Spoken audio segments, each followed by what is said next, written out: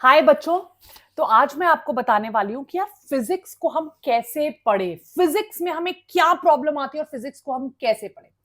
देखो, सबसे पहले तो बच्चों, बिफोर आई स्टार्ट मैं आपको बताने वाली हूँ कि मैं 15 सालों से बच्चों को गाइड कर रही हूँ, इंस्पायर कर रही हूँ, मोटिवेट कर रही हूँ और उनको बोल रही हूँ कि यार अगर तुम्हारी बायो तो अच्छी है ही, ड्रॉपर बैच हम नया शुरू करने वाले, बायो तो हो जाएगी पर ये जो फिजिक्स है ना, यही तुम्हारी जान ले लेगी। तो सबसे पहले अगर आपने, और ये मिस्टेक्स आप कर रहे हो, इसीलिए लेक्चर का नाम है डोंट डू दिस मिस्टेक्स, ये मिस्टेक्स आपने नहीं करनी है। सबसे पहले आपने एक वीडियो लेक्चर देखना है, कभी भी फिजिक्स खुद पढ़ना शुरू नहीं करनी, बिकॉज उसके कॉन्सेप्ट्स आपकी समझ में नहीं आएंगे। तो सबसे पहले फिजिक्स का एक बढ़िया वीडियो लेक्चर देखिए। वो वीडियो लेक्चर जब आपने देख लिया है किसी अच्छे टीचर का जिससे आपको समझ में आता हो, जिसको आपको कॉन्फिडेंस हो कि यार मुझे समझ में आ रहा है, उसके बाद बैठो अपनी एनसीईआरटी खोलकर।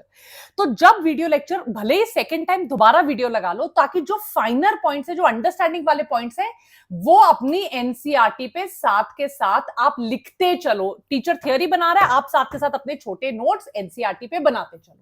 राइट। एचसी वर्मा जैसी बुक को सिर्फ as a guide book use करना, उसके सारी थ्योरी नहीं पढ़नी है, सारे एग्जांपल्स नहीं करने। Wherever you are not able to understand, जहां पर भी कोई कॉन्सेप्चुअल फ्लॉ है, कुछ समझ में नहीं आ रहा है, वहां एचसी वर्मा पढ़ लो। राइट। उसके बाद दोबारा अपनी एनसीईआरटी पे करो। पूरी एचसी वर्मा सॉल्व करने की जरूरत, एक एक क्वेश्चन लाइन बाय लाइन करने की जरूरत नीट एस्पिरेंट्स को नहीं है।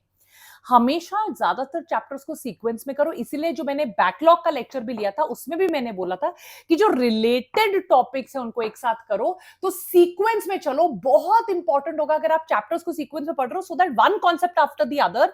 एक कितनी बार होता है हमें मल्टीपल फॉर्मूलाज लगाने पड़ते हैं, मल्टीपल कॉन्सेप्ट्स लगाना पड़ते हैं। तो अगर एक सीक्वेंस में पढ़ रहे हो, एक सीक्वेंस में वीडियोस देख रहे हो, इट इज ऑलवेज बेटर। जब आपने अपने वीडियो देख लिए, एचसी वर्मा से अगर कोई बीच की प्रॉब्लम है जो नहीं सॉल्व हो रही, वो देख लिए, एनसीईआरटी पे छोटे नोट्स बना लिए, अब अपनी फॉर्मूला शीट्स, एग्जांपल्स, डेफिनेशंस, कोई derivations, points to ponder of NCERT, summary, NCERT की बैक एक्सरसाइजेस और एनसीईआरटी के सॉल्व्ड एग्जांपल्स ढंग से करिए। इनको 2-3 बार करके अच्छे से रिवाइज करो ताकि कॉन्फिडेंस आपका आए।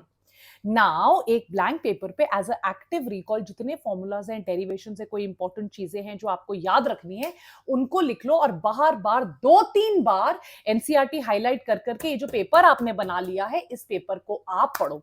सेपरेट फॉर्मूला शीट्स रखिए और फिर आप प्रीवियस ईयर क्वेश्चंस पे आ जाइए। आपने सॉल्विंग की होगी, सॉल्विंग आप किसी ढंग की एमसीक्यू बुक से कीजिए, and then when you feel that you want to test कि यार इस टॉपिक में मेरी नॉलेज कितनी है, मुझे आ भी रहा है या नहीं आ रहा, देन आप पीवाईक्यूज पे करिए ताकि आपको क्लैरिटी होगी कि एग्जैक्टली किस लेवल पर आप हो।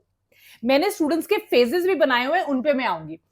एनसीईआरटी के बैक एक्सरसाइजेस, एनसीईआरटी के सॉल्व एग्जांपल्स और पीवाईक्यूज की आप जितनी ज्यादा प्रैक्टिस कर सकते हो बच्चों, प्रैक्टिस करो। एरर यही है कि आप प्रैक्टिस नहीं कर रहे हो।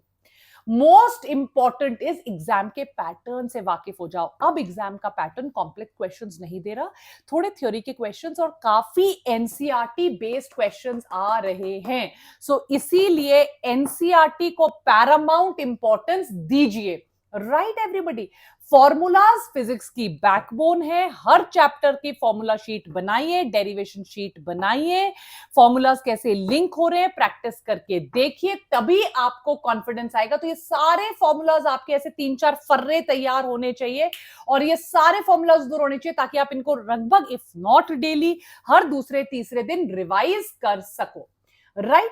बहुत बच्चों ने पहले भी एग्जाम दिए तो बोले क्या गलती की थी मैम, वो गलती की थी प्रैक्टिस।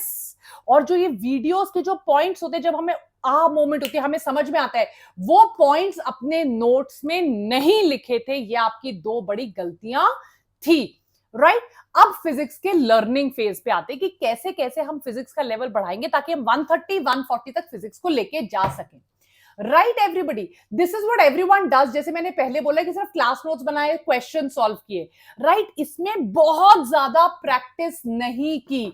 तो आपको क्या करना है, फंडामेंटल है। फंडामेंटल क्या है यार, मैंने क्लास के नोट्स, क्लास लगाई ऑनलाइन या ऑफलाइन, और एमसीक्यू सॉल्व किए। मैंने क्लास के नोट्स को एनसीईआरटी पे अभी तक नहीं लिखा, पीवाईक्यूज बहुत ज्यादा सॉल्व नहीं किए, फॉर्मूला शीट्स नहीं बनाई, मल्टीपल टाइम्स रिवाइज ने, क्लास के नोट्स, क्लास अटेंड की और एमसीक्यू सॉल्व किए। अटेंड किया लेक्चर, एमसीक्यू भी थोड़े बहुत अटेंड किए। ये फेज 1 है। जो फेज 1 पे उसके फिजिक्स में 25-30 नंबर आएंगे बस। अब थियोरेटिकल नॉलेज जब बढ़ चुकी है, मैंने एचसी वर्मा भी देख ली है एक बार, वेदांतु की जो तत्व खरीद लिया अगर, तो उसके एक्सरसाइज क्वेश्चंस कर रहे हैं, मैं आपको पीडीएफ अवेलेबल करवाऊंगी free on the Telegram group, join कर लो। This is level 2। यार मैंने लेक्चर लगा लिया, लेक्चर खोल के मैंने एनसीईआरटी कर ली, एनसीईआरटी के पॉइंट्स टू पॉन्डर, एनसीईआरटी की बैक एक्सरसाइज कर ली, और मैंने तत्व मॉड्यूल्स में एक्सरसाइजेस करना शुरू कर दिया level 1 2 3। This is phase 2। Phase 2 पे आपके 65 टू 70 मार्क्स आ जाएंगे। फर्स्ट टू फेस किया भी मुझे 150 टू 160 आ गया है, तो मुझे एनसीईआरटी को मेमोराइज करना है, एनसीईआरटी के सारे सॉल्व्ड एग्जांपल बैक एक्सरसाइज मुझे आनी चाहिए, मेरी एनसीईआरटी पे वीडियो नोट्स के इनपुट्स होने चाहिए, मेरे को एटलीस्ट 10 इयर्स के पीवाईक्यूज 10 टाइम्स किए होने चाहिए। दैट इज द टाइम आप 150 टू 160 लेकर आओगे। This is phase 3। Phase 1 to phase 3 will take just about 7 to 8 months. आपके पास टाइम है, इसको गिव अप मत कीजिए। Thank you. आई होप आपने ये लेक्चर एंजॉय किया हो। I try to take it in a different way.